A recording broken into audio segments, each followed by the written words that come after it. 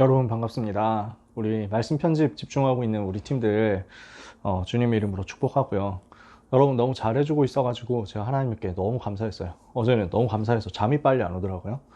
저는 진짜 3초 만에 자는 사람인데 여러분이 포럼하고 이렇게 정리하고 한 거 보니까 잠이 안 와서 평소에 뭐 몇 배 걸려서 잔 것 같아요. 네, 한 10분? 한 20분? 이 정도는 잠이 안 왔던 것 같아요.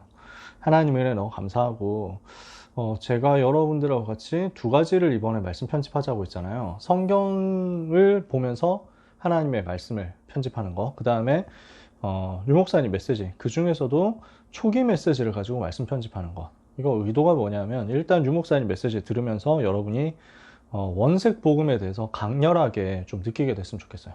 굉장히 힘있게 강하게 복음에 대해서만 집중적으로 들었으면 좋겠다. 유 목사님 물론 지금도 당연히 강하게 또 원색적으로 복음을 말씀하시지만 지금은 굉장히 많은 전략들이 나와 있어요. 그리고 지금 많은 새로운 단어, 용어들이 나와 있고 그래서 복음만 집요하게 말씀하시는 한 맺혀서 말씀하시는 그 부분을 여러분들이 들었으면 좋겠다. 그 마음으로 여러분과 함께 편집을 했던 거고요. 그 다음에 성경에 대해서 편집하는 것은 목표는 이겁니다. 여러분이 혼자 있을 때 성경 66권을 가지고 하나님이 주시는 은혜를 받을 수 있도록 시스템을 만들어 보자는 거예요. 이런 체계를 여러분 나름대로 갖춰보자. 그래서 여러분한테 몇 가지 부탁을 했잖아요. 그래서 갈라디아서 어제 읽었고 그 다음에 오늘 에베소서 읽는 거 이렇게 해가지고 여러분에게 미션을 드렸죠. 이유는 뭐냐면 하루에 다 읽을 수 있는 짧은 성경으로 제가 여러분한테 그 제시를 하는 거예요. 그 중에서도 복음이 좀 강하게 담겨 있는 성경들 위주로 해서 그리고 정리하기가 용이한 쪽으로 해서 여러분이 붙잡을 수 있는 은혜되는 성경 구절이 많은 쪽으로 여러분한테 미션을 주고 또 앞으로 주려고 합니다. 그러는 가운데 여러분이 성경을 읽으면서 하나님이 주시는 은혜를 직접 받는다. 이럴 수 있으면 너무 좋겠어요. 이게 여러분한테 굉장히 무기가 될 거거든요. 그래서 강단의 말씀, 유목사님 통해서 주시는 언약의 전체 말씀의 흐름, 그리고 여러분 스스로 하나님을 바라볼 수 있도록 묵상할 수 있도록 주시는 성경 66권 본문의 말씀, 이것이 여러분에게 어마어마한 무기가 되어서 사단의 권세를 무너뜨리고 또 여러분 자신에게는 굉장한 치유가 되는 은혜가 임하게 되었으면 좋겠습니다. 그래서 여러분들이 잘 하고 계시는 이 부분을 저도 같이 참여하면서 또 여러분을 응원하고 이렇게 하고 싶어서 영상을 만들었어요. 여러분들이 얼마나 풀지 이건 잘 모르겠다. 중요한 거는 여러분 스스로 응답을 받아가고 있다는 거. 그래서 저는 이 부분이 너무 감사하고요. 가능하다면 여러분들이 해 나가는 것 그 진도에 맞춰 가지고 성경을 제가 설명을 드리려고요. 그래서 미리 하면은 여러분들이 스포일러 보는 것 같으니까 미리 하지 않고 여러분들이 해놓은 것을 이제 여러분이 다 해가지고 올려놓으면 이 친구들이 그 랩너트들이 다 했구나. 이걸 보면서 저도 여러분한테 그러면 이 부분은 이렇게 붙잡는 거고 혹시 이해 안 되는 구절이 있으면 이런 의미가 있을 거다 하고 설명을 해주기 위해서 이렇게 영상을 찍게 됐습니다. 그래서 오늘 갈라디아서 정리라는 월요일 미션을 가지고 말씀을 같이 한번 정리를 해볼게요. 갈라디아서 1장 1절에서 10절까지의 본문을 같이 한번 보면요. 갈라디아서 1장 1절에서 10절까지 본문 제가 읽습니다.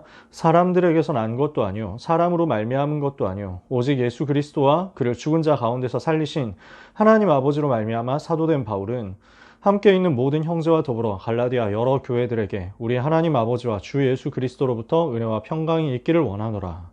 그리스도께서 하나님 곧 우리 아버지의 뜻을 따라 이 악한 세대에서 우리를 건지시려고 우리 죄를 대속하기 위하여 자기 몸을 주셨으니 영광이 그에게 세세토록 있을지어다. 아멘. 그리스도의 은혜로 너희를 부르신 이를 이같이 속히 떠나 다른 복음을 따르는 것을 내가 이상하게 여기노라. 다른 복음은 없나니 다만 어떤 사람들이 너희를 교란하여 그리스도의 복음을 변하게 하려 함이라. 그러나 우리나 혹은 하늘로부터 온 천사라도 우리가 너희에게 전한 복음 외에 다른 복음을 전하면 저주를 받을지어다. 우리가 전에 말하였거니와 내가 지금 다시 말하노니 만일 누구든지 너희가 받은 것 외에 다른 복음을 전하면 저주를 받을지어다. 이제 내가 사람들에게 좋게 하랴 하나님께 좋게 하랴 사람들에게 기쁨을 구하랴. 내가 지금까지 사람들의 기쁨을 구하였다면 그리스도의 종이 아니니라. 아멘. 갈라디아서 전체 주제를 이 1절에서 10절 제일 앞부분에 기록한 바울의 메시지에서 다 찾을 수 있습니다. 갈라디아서 전체를 가지고 정리를 해볼 건데요.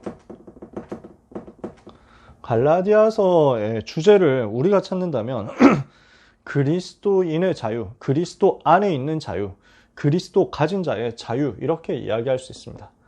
그러면 크게 세 가지를 얘기해 볼게요. 첫 번째는 기록된 배경입니다. 그래서 이제 갈라디아서가 어떤 배경에서 쓰여졌는지 여기에 대해서 설명을 하는 거예요. 자, 바울이 썼습니다. 그렇죠? 전도자 바울이 갈라디아 지방 지역의 교회들에게 쓴 편지입니다. 그래서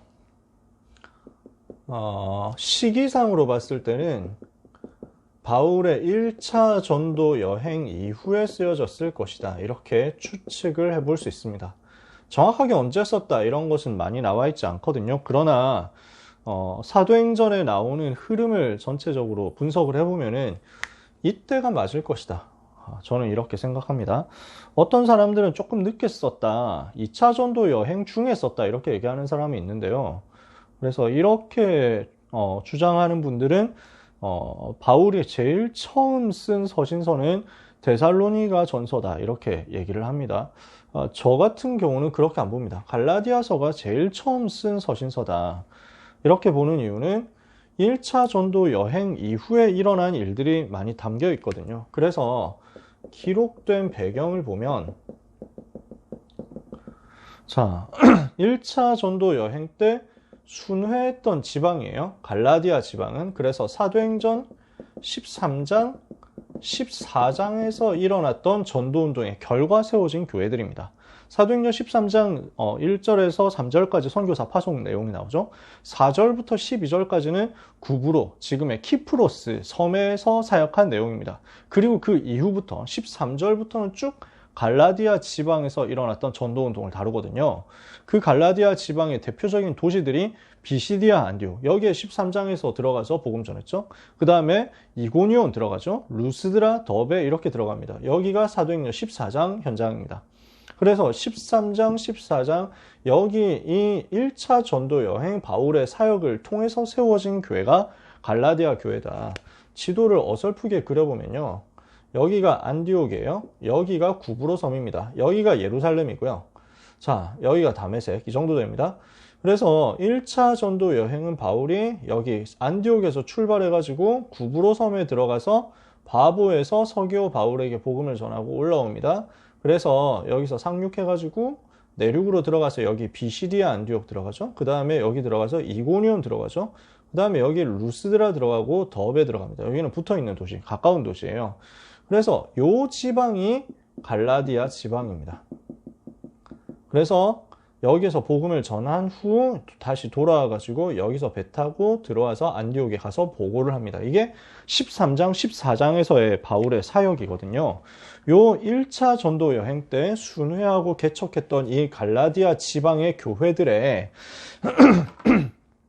복음 운동이 일어나는데 특징이 유대인들에게 바울이 처음 복음 전하지만 유대인들이 나중에 거부하죠. 이러니까 이방인들에게 가서 복음을 전하니까 이방인들이 듣고 기뻐하면서 영생 주시기로 작정된 자가 다 믿고 올라와서 교회 안의 시스템으로 편성이 됩니다. 그래서 중요한 멤버들이 이방인들이 많았어요. 이방인 제자들이 일어나기 시작한 거예요. 최초로. 그런데 요 1차 전도 여행 이후에 무슨 사건이 벌어지냐면 유대인 율법주의자들이 있었어요. 요 사람들이 갈라디아 교회 여기에 있는 이방인 성도들에게 가가지고 다른 소리를 하기 시작합니다. 야, 바울이 전한 복음 너네 그거 가지고 구원받았다고 생각하는데 그거 착각이야. 그래가지고는 안 돼. 구약 성경에 있는 율법을 지켜야 되고 특히 너네 할례 받아야 돼. 할례 안 받으면 너네 구원 못 받는다. 예수 믿는다고 구원 받는다고 생각하면 오산이야? 라고 하면서 이런 얘기를 하는 거예요. 율법주의자들이. 그러면서 그러면 이방인 성도들이 헷갈리기 시작하는 거죠. 우리는 바울이 믿기만 하면 된다고 했는데 복음 받으면 하나님 자녀 된다고 했는데 다른 뭐 지킬 거 없다고 그렇게 얘기해가지고 우리가 복음 받았는데 이제 와가지고 이 사람들은 뭘 지키라고 얘기를 한단 말이죠. 헷갈리는 거예요. 그래서 막 질문을 하죠. 바울 목사님이 그렇게 얘기 안 했는데요. 사도 바울 선생님 그렇게 얘기 안 했는데요. 이러니까 이 사람들이 뭐 바울이 사도라고? 웃기는 소리 하지 말라고. 야, 사도는 말이야 12명 예수님이 직접 세운 사람만 사도지 다른 사람은 사입이야 뭐 이렇게 얘기를 하는 거예요. 바울이 사도라고 말도 안 되는 소리 하지 말라고. 그럼 바울의 사도권을 공격하고 성도들을 그러니까 혼란에 딱 빠뜨리는 거야. 그래서 여기서 갈라디아 교인들이 되게 헷갈리거든요. 여기에 대해서 바울이 굉장히 분하게 생각합니다. 너무 화가 나는 거예요. 왜냐하면은 나를 무시했다. 이것 때문에 화가 나는 게 아니야. 복음을 말 안 하고 왜 다른 걸 얘기하느냐 이거죠. 사람들이 이상한 사람들이 가가지고 진짜 그 이제 피와 땀과 눈물 속에서 세워진 전도 제자들에게 엄한 소리를 해서 헷갈리게 만들어가지고 그러니까 바울이 여기에 대해서 진짜 화가 난 거예요. 그래서 당장 예루살렘 올라가가지고 그 사도들을 만납니다. 베드로, 뭐 야고보, 요한 이런 사람들을 만나가지고 야 지금 1차 전도 여행 때 이런 역사 일어났는데 이런 사람들이 와가지고 이 전도운동 그 물 흐리고 있다. 이 복음을 그 정확하게 전해줘야 되는데 복음 말고 다른 얘기를 하니까 사람들이 헷갈린다 지금. 이렇게 해가지고 사람들이 멸망하도록 놔두면 되겠냐. 이렇게 막 강하게 항의를 하거든요. 그래서 여기에서 총회가 벌어집니다. 예루살렘 공회가 열려가지고 예루살렘 회의에서 결정이 나요. 바울의 말이 맞다. 베드로하고 야고보가 여기에 대해서 지지를 합니다. 야고보가 사실상 총회장이거든요. 그래서 베드로가 먼저 야 바울 얘기한 게 맞다. 우리도 못 지키는 율법을 이방인들한테 또 지키라고 하면 되겠냐. 주 예수의 은혜로만 구원받는 줄을 우리가 인정한다. 이렇게 얘기를 하죠.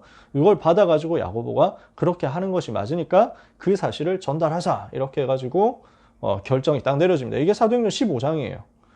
거기에 내용까지 성경에 보면 갈라디아서에 보면 기록이 되어 있습니다. 갈라디아서 1장 18절 이후에 보면 나오는 내용이 이거예요. 2장 1절부터 나오는 내용이 이거예요. 2장 1절에 보면 14년 후에 이게 지금 바울이 처음 복음 받은 게 사도행전 9장이고요. 9장 때 이제 복음을 받은 내용이 여기 앞부분에 나옵니다. 그리고 복음 받은 이후에 예루살렘 처음으로 올라갔다가 그 다음에 이제 자기 고향 다소로 돌아갔다가 안디옥에서 복음 전하고 1차 전도여행 하고 그 다음에 14년 만에 예루살렘에 두 번째로 방문합니다. 복음 받은 후 두 번째 방문. 거기에서 이 일이 있었던 거예요. 그래서 이 사실, 그러니까 복음만 붙잡으면 된다는 사실, 완전히 이제 총회에서 결정까지 났으니까 확실하게 얘기해 줄 수 있잖아요. 그래서 이것을 가지고 바울이 전달하는 겁니다. 주제는 뭐냐? 틀린 복음 붙잡지 말고 속지 말라 이거예요. 다른 거, 율법 이런 거 속지 말고 복음만 붙잡아라 이거예요. 특히 여기에서 그 갈라디아서에서 보면 특징이 나오는데 오직 복음에 대해서는 절대로 바울이 타협을 안 합니다. 오직 복음에 대해서는 절대 타협하지 않는 바울의 뜨거운 마음이 그대로 되게 많이 나타나 있어요. 그래서 현장과 제자를 사랑하는 마음으로 꾸짖기까지 하면서 단호하고 간절하게 전달해요. 그러니까 뭐라고 얘기하냐면요. 야, 어리석도다 갈라디아 사람들아 이러면서 막 되게 막말합니다. 이 바보 같은 소리 하고 있어 하면서 막 야, 누가 너희가 가지고 있는 복음 말고 딴 소리 하는데 그거에 낚이면 어떡해? 이러면서 막 멍청하게 땡청한 짓 하지 마. 뭐 이렇게 해가지고 세게 얘기해요. 그러면서 또 절절하게 중간중간 얘기 많이 하거든요. 그래서 3장 1절에 보면 어리석도다 갈라디아 사람들아 예수 그리스도께서 십자가에 못 박히신 것이 너희 눈앞에 밝히 보이거든 누가 너희를 꾀더냐 이러면서 얘기하죠. 1장에 보면 우리가 아까 전에 읽었던 내용이잖아요. 다른 복음은 없다 야. 그러니까 우리나 혹은 하늘로부터 온 천사라도 어떤 사람들이라도 우리가 전한 그 복음 예수가 그리스도라는 복음 말고 다른 복음 전하면 저주받을지어다. 천사라고 해도 복음 말고 딴 말하면 저주받아야 있습니다. 이렇게 세게 얘기하는 거예요. 그러면서 절절하게 얘기하는 내용이 또 6장에 보면 제일 뒤에 보면 나오죠. 뭐라고 얘기하냐면 6장 11절에 보면요. 내 손으로 너희에게 이렇게 큰 글자로 쓴 것을 보라 이렇게 얘기하거든요. 큰 글자로 쓴 것. 이게 지금 무슨 말이냐면 바울이 직접 썼다는 거예요. 이 편지를. 로마서 같은 편지는 바울이 직접 안 써요. 더디오라는 사람이 대신 쓰거든요. 바울이 구술을 하고 그것을 받아 적죠. 비서가 있었다는 거예요. 근데 갈라디아서는 바울이 너무 속상하니까 진짜 기도하면서 직접 친필로 써요. 그 앞부분에 보면은, 갈라디아서 앞부분에 보면은, 내가 너희한테 복음 전할 때 너희가 얼마나 기쁨으로 복음 받았었냐. 그러면서 할 수만 있으면 너희가 나한테 눈이라도 빼어주려고 했었지 않냐. 이러면서 얘기를 합니다. 그런 걸 봤을 때는 눈이라도 빼어서 주었으리라고 하는 그 구절을 보면 바울이 눈이 안 좋았구나라는 것을 느낄 수 있어요.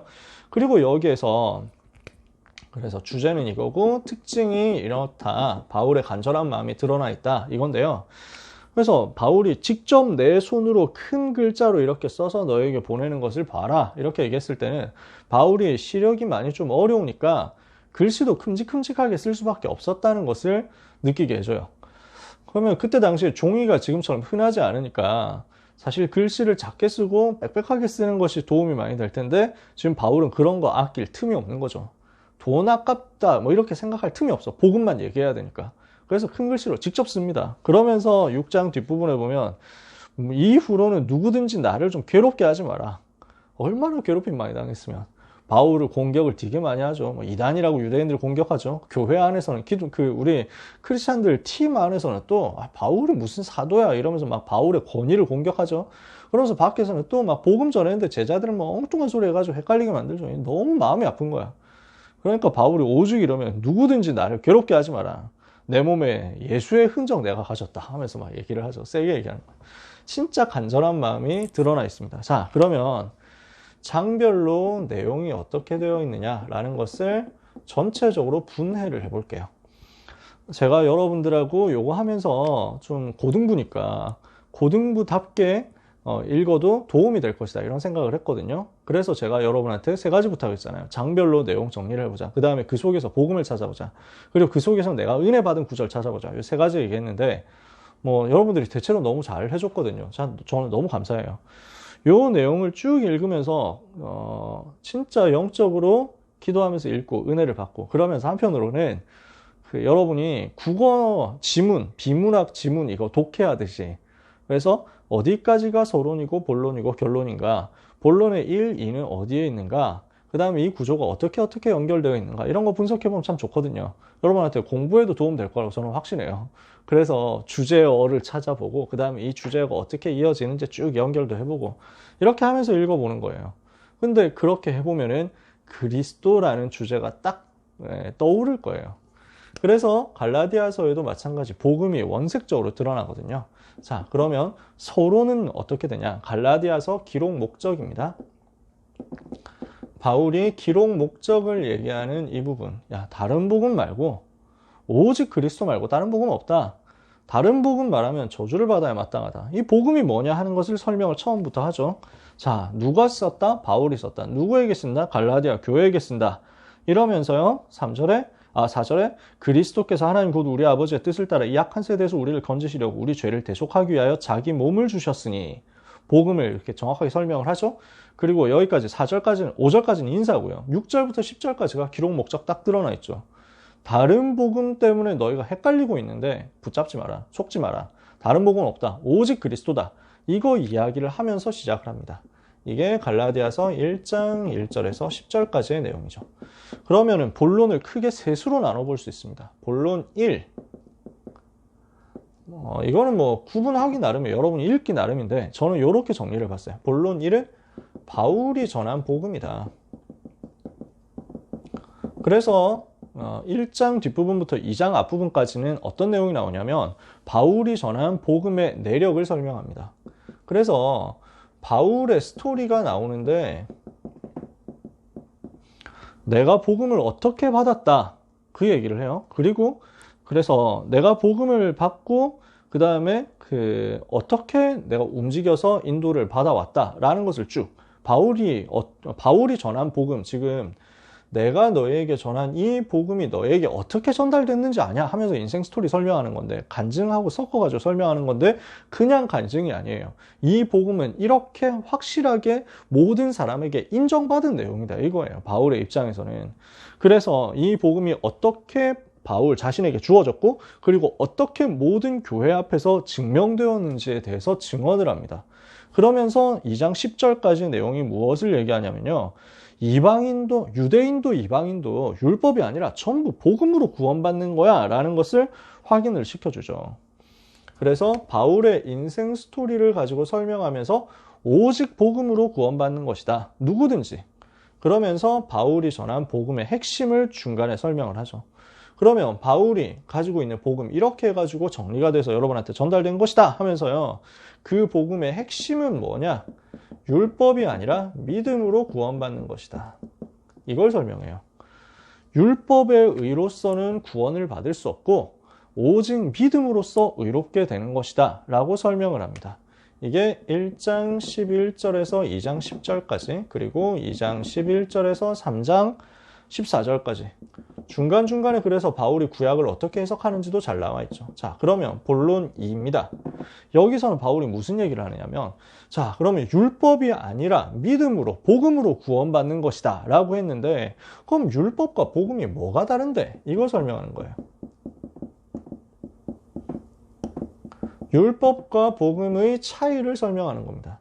지금 바울이 다른 복음에 속지 말고 정확한 복음 붙잡아라. 이거 지금 얘기를 서론에서 던졌죠? 그러면 정확한 복음이 뭐냐? 내가 너희들한테 전해준 그게 정확한 복음이야. 어떻게 너희들한테 전달됐는지 아느냐? 하면서 쭉 설명하고요. 결국 믿음으로 구원받는다는 그 얘기 아니냐. 오직 그리스도 믿음으로 구원받는다는 그거다. 그러면은 율법이 아니라 복음으로 구원받는다고 했는데 도대체 율법은 뭐고 복음은 뭐냐? 이걸 설명하는 거죠.